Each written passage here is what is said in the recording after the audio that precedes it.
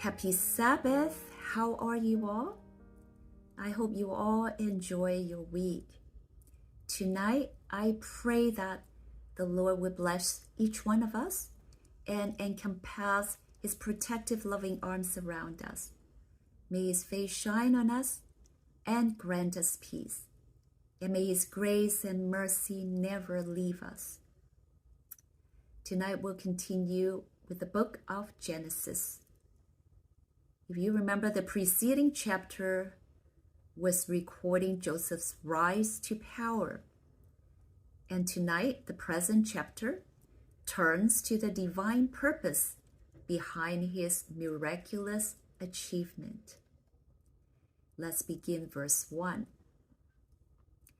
When Jacob learned that there was grain for sale in Egypt, he said to his sons, "Why do you look at one another?" Jacob, surprisingly, was the proactive one in the family to finding out what to do about the immediate problem that's facing them. No food, famine. Jacob was 130 years old at this point of time and no longer a young man. But somehow, he learned that there was grain in Egypt and initiated the idea of buying grains from there. It seems like he was irritated of his sons' passivity. They were so passive. He scolded them. "Why do you look at one another?" Meaning, why are you so indecisive and not doing anything about the situation? I think the story is trying to contrast the brothers' behavior now and 20 years ago. Remember, 20 years ago, they were so resourceful and clever in plotting against the younger brother Joseph. And now, they are numb and hesitant, not knowing what to do when facing approaching calamity. Verse 2. And he said, which is Jacob, "Behold, I have heard that there is grain for sale in Egypt. Go down and buy grain for us there, that we may live and not die." So 10 of Joseph's brothers went down to buy grain in Egypt. But Jacob did not send Benjamin, Joseph's brother, with his brothers, for he feared that harm might happen to him. Thus the sons of Israel came to buy among the others who came, for the famine was in the land of Canaan. And so Jacob instructed his 10 oldest sons to go and buy grains from Egypt to prevent the family from starvation. Why Jacob didn't send Benjamin, his youngest son, who was already 20-some years old and no longer a child? Remember, both Joseph and Benjamin were from Jacob's favorite wife, Rachel. Since Jacob thought Joseph's already dead, the only child he has from his beloved Rachel is Benjamin, and he was not about to lose him. Verse 6. Now Joseph was governor over the land. He was the one who sold to all the people of the land, and Joseph's brothers came and bowed themselves before him with their faces to the ground.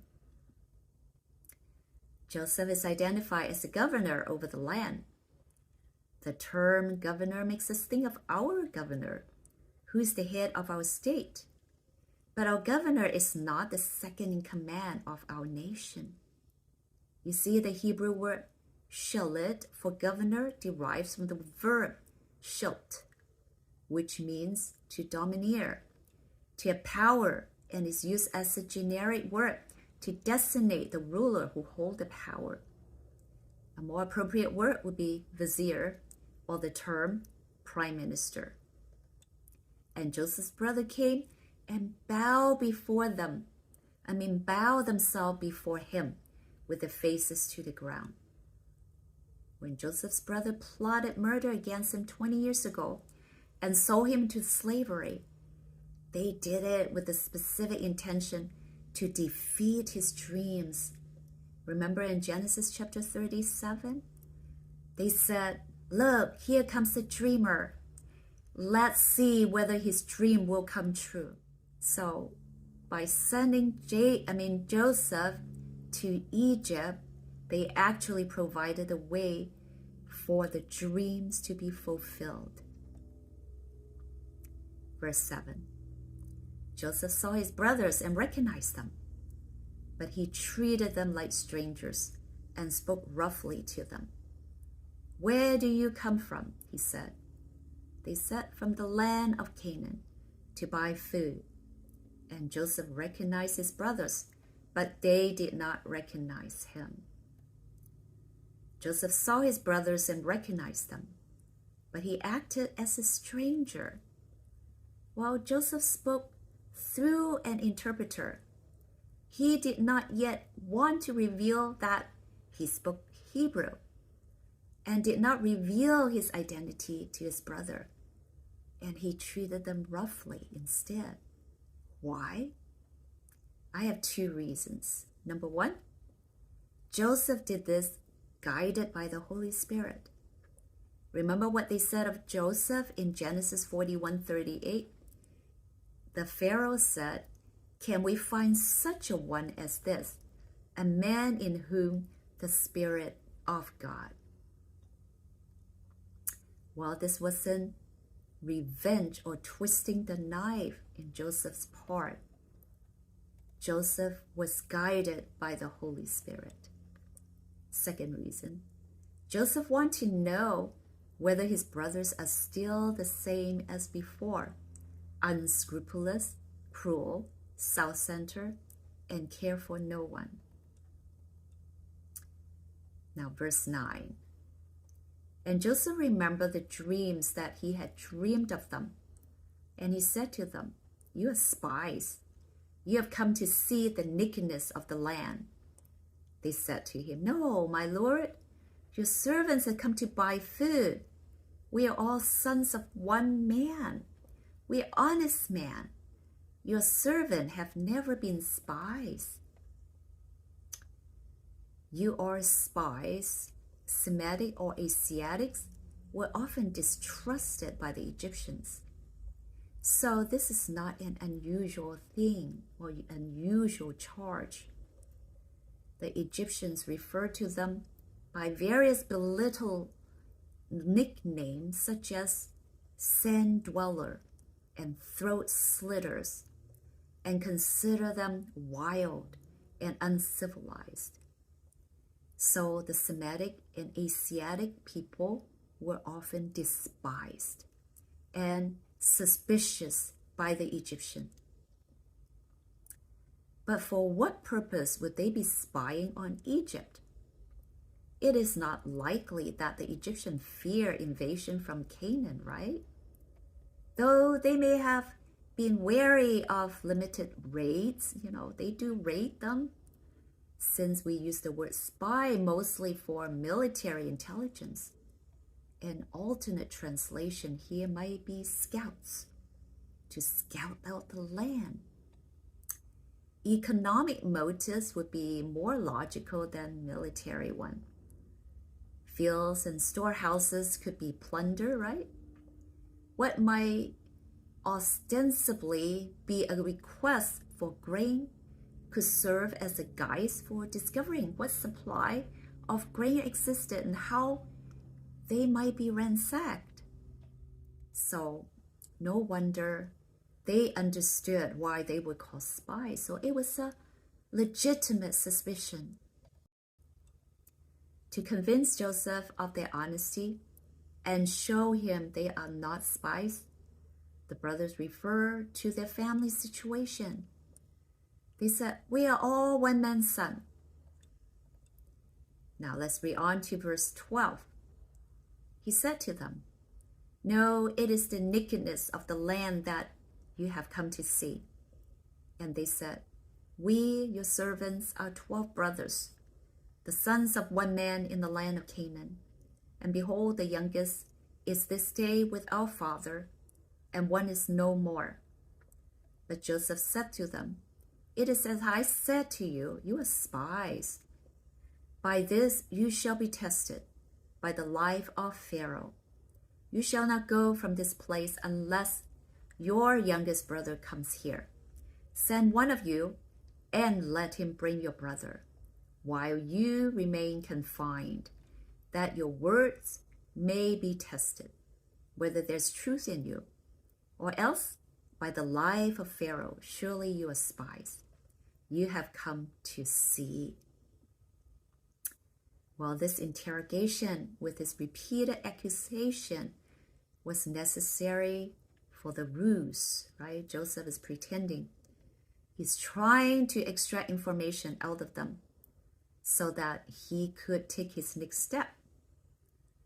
While to define themselves, the brothers expand their argument and become more specific in their report on the family situation. They now mention that the younger brother Benjamin and the one is no more, who is Joseph himself, who ironically is standing before them.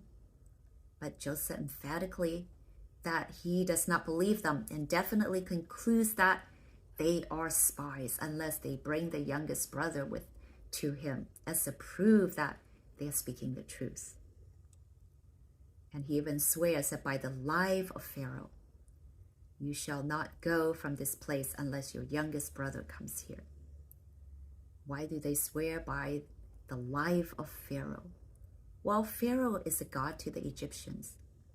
And so Joseph is swearing by Pharaoh that he was not bluffing. He was serious about bringing their youngest brother to prove they are not spies. Joseph proposes to his brothers that one of them return to Canaan in order to fetch the younger brother, while the remaining brothers are kept in prison in Egypt. Verse 17. And they put them all together in custody for 3 days. On the third day, Joseph said to them, do this and you will live, for I fear God.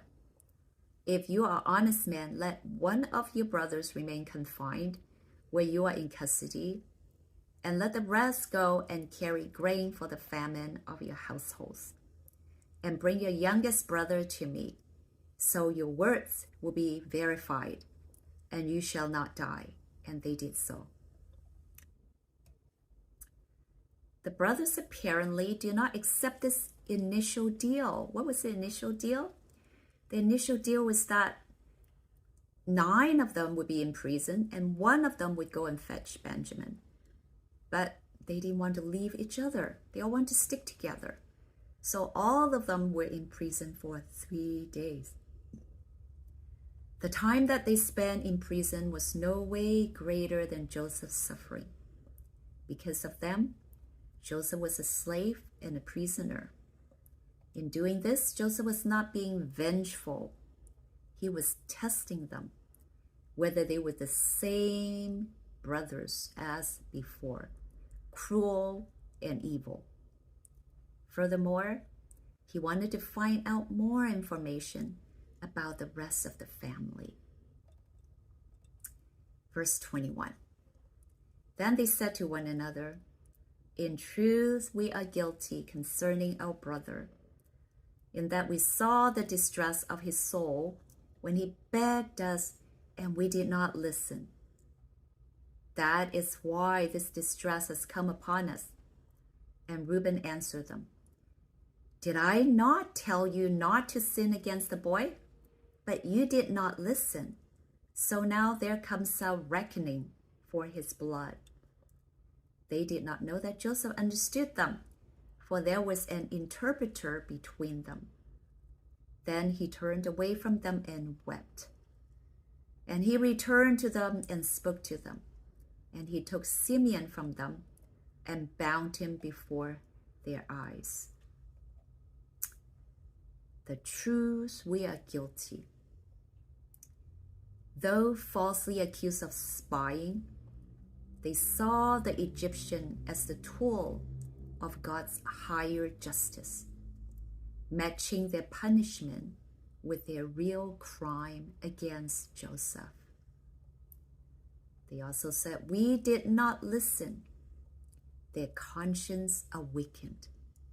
The brothers' heartless behavior came back to haunt them. They were going back and forth, confessing the guilt, and didn't realize that Joseph understood everything that they said. At this point, Joseph wept because he knew reconciliation was possible. Let's read 25, verse 25. And Joseph gave orders to fill the bags with grain and to replace every man's money in his sack and to give them provisions for the journey. This was done for them.